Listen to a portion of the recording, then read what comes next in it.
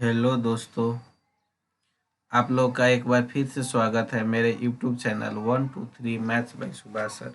दोस्त, अगर आप मेरे चैनल पर नए नए हैं तो सबसे पहले चैनल को सब्सक्राइब कीजिए, फिर लाइक कीजिए और फिर अपने दोस्तों के पास शेयर ज़रूर कीजिएगा। दोस्त, हम लोग पढ़ रहे क्लास 10th की मैथ और 10th में कौन सी चैप्टर पढ़ रहे हैं। तो हम लोग पढ़ रहे थे वास्तविक संख्या के बारे में कि वास्तविक संख्या यानी रियल नंबर्स किसे कहते हैं। तो रियल नंबर को हम आर से डिनोट करते हैं। रियल वास्तविक और प्रमेय का एक रूप होता है, समूह होता है, जिस संख्या के समूह को हम वास्तविक संख्या बोल रहे थे। तो आज हम उससे आगे चलने वाले हैं और आज हम उससे आगे चलेंगे दोस्त, और हम आज पढ़ेंगे उसके आगे। पेज सेटअप कर लेते हैं। ठीक है, चलिए शुरुआत करते हैं अपने आज के लेक्चर से। तो दोस्त, आज हमें पढ़ना है, सबसे पहले जानना है यूक्लिड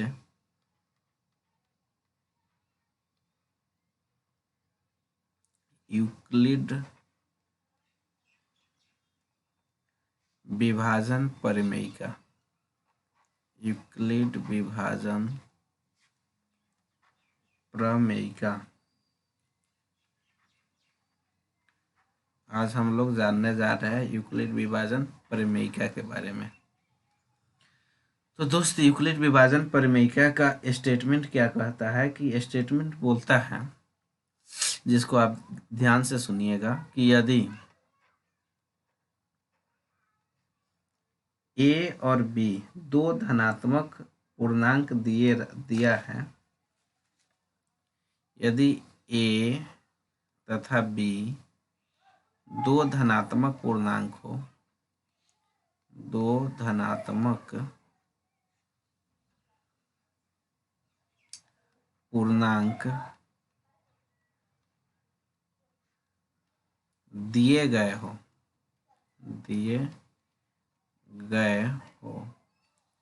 यदि दो धनात्मक पूर्णांक दिए गए हो तो Q और R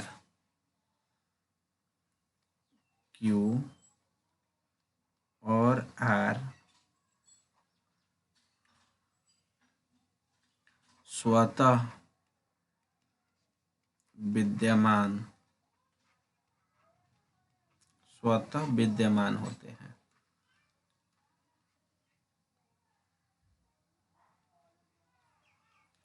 Q और R इस प्रकार स्वतः विद्यमान होते हैं, इस प्रकार स्वतः विद्यमान होते हैं कि अगर A बड़ा हो और B क्या हो, छोटा हो, यानी A बड़ा होना चाहिए और B क्या हो, छोटा हो, और दोनों पॉजिटिव धनात्मक पूर्णांक हो। पूर्णांक क्या है ये तो हम पहले ही भी पढ़े हुए हैं।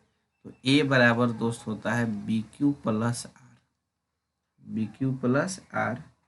अब आपको यहाँ इसको ध्यान तो रखना ही है, और बोर्ड में दोस्त इससे सवाल आना ही आना है, फिक्स है। और ऑब्जेक्टिव के लिए हमें एक चीज़ ध्यान रखना है कि जो आर का मान होगा दोस्त, किसका मान, आर का, वह 0 होगा या 0 से बड़ा होगा, लेकिन बी से हमेशा क्या होगा, छोटा होगा। और ए और बी दो संख्या है। क्यू को दोस्त आप याद रखिएगा कि क्यू हमारा भागफल एक तरह से होता है, एक तरह से होता नहीं है, बल्कि क्यू भागफल कोसेंट, और आर जो होता है रिमाइंडर यानी शेषफल होता है, शेषफल होता है। मतलब दो धनात्मक पूर्णांक हो तो उसको हम इस रूप में लिख सकते हैं, ए बराबर बी क्यू प्लस आर का, जहाँ 0 आर जो हो वह 0 के बराबर या 0 से बड़ा होता है, लेकिन बी से हमेशा छोटा होता है। तो दोस्त, इसको ही हम बोलते हैं यूक्लिड विभाजन प्रमेयिका। और नेक्स्ट पेज पर हम आपको समझा रहे हैं क्या, यूक्लिड विभाजन एल्गोरिथम। यूक्लिड विभाजन एल्गोरिथम, यूक्लिड विभाजन एल्गोरिथम कि यूक्लिड विभाजन एल्गोरिथम क्या होता है दोस्त। तो आपने आपने जो अभी देखा यूक्लिड विभाजन परिमेयिका ए बराबर बी क्यू प्लस आर, और आपको इम्पोर्टेंट चीज़ हमने क्या बताया है, फिर से रिपीट कर रहा हूँ कि इसको आपको ध्यान रखना बहुत ज़रूरी है कि जो आर का मान है वह ज़ीरो के बराबर सॉरी या ज़ीरो से बड़ा होता है, लेकिन बी से क्या होता है, छोटा होता है। अब ए और बी का इस्तेमाल जब यह इसे हम तो यूक्लिड विभाजन प्रमेय इसी का आप अगर चरणशः यूज करने लगते हैं, चरणशः मतलब स्टेप बाय स्टेप, इसका जब यूज स्टेप बाय स्टेप होने लगेगा दोस्त, लाइन से करने लगेंगे, तो उसी को हम बोलते हैं दोस्त यूक्लिड विभाजन एल्गोरिथम। एक बार यूज करके छोड़ दिए तो प्रमेयिका, और इसको कई बार लगातार यूज करने लगे तो दोस्त उसको बोलेंगे यूक्लिड विभाजन एल्गोरिथम। और एल्गोरिथम शब्द जो दिया था अल्क्वाड्रिज्म ने दिया था, तो यही है कि स्टेप बाय स्टेप यूज करते हैं तो वह एल्गोरिथम होता है, एक बार यूज करके छोड़ दिए तो वह प्रमेयिका होता है। चलिए आगे बढ़ते हैं हम।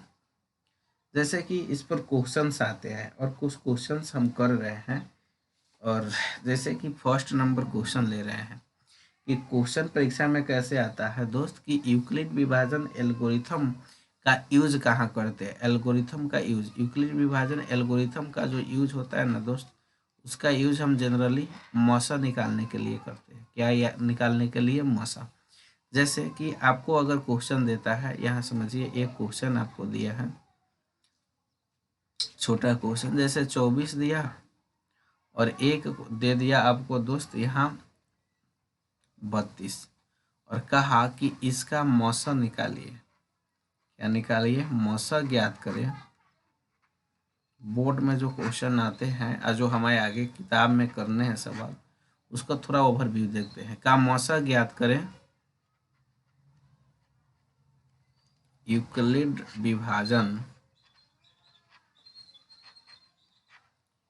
यूक्लिड विभाजन एल्गोरिथम से, एल्गोरिथम से इस तरह के सवाल आते हैं। यूक्लिड विभाजन एल्गोरिथम से 24 32 का मौसा ज्ञात करना है, तो इसको हम बनाएंगे कैसे, इसका सॉल्यूशन देखिए। तो सबसे पहले हमें यूक्लिड विभाजन जो एल्गोरिथम था वह प्रमेयिका का ही रूप था, ए बराबर बी क्यू प्लस आर। तो क्यू और आर तो इसमें फिक्स ही रहता, हमें ए और बी मानना है। ऐसे मान लेंगे, माना कि जो सबसे बड़ा हो, दोनों में सबसे बड़ा कौन है, 24 या 32, 32, तो इसको आप ए मान लीजिए। माना कि ए बराबर 32 और यह तथा बी बराबर दोस्त हम ले लेंगे कितना, 24। आपको मालूम है कि ए किससे बड़ा है, बी से। अब लिखेंगे दोस्त हम, अब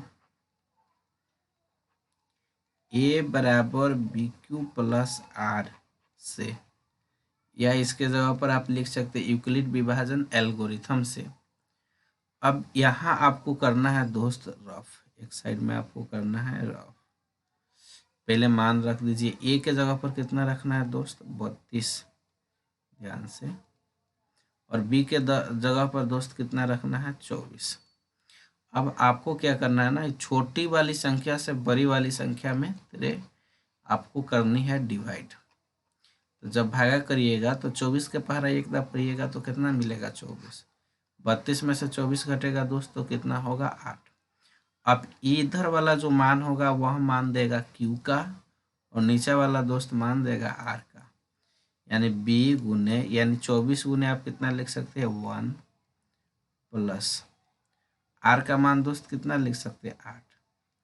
अब यहाँ से गौर ध्यान देखिए, ये जो 24 है इसको इधर भेजना है, आगे वाली स्टेप में आपको ऐसे चिन्ह नहीं बनाना है। यहाँ क्या ला दिए, 24, और जो शेष था इसको उठाकर बना देना है बी।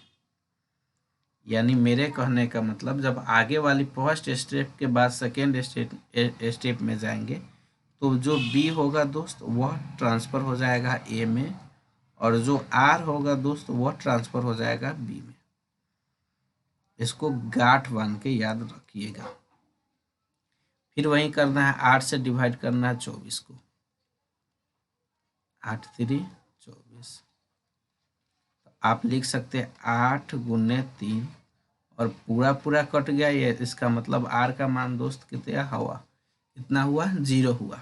और हमें यह भागा तब तक करना है जब तक कि आर का मान 0 के बराबर नहीं हो जाए।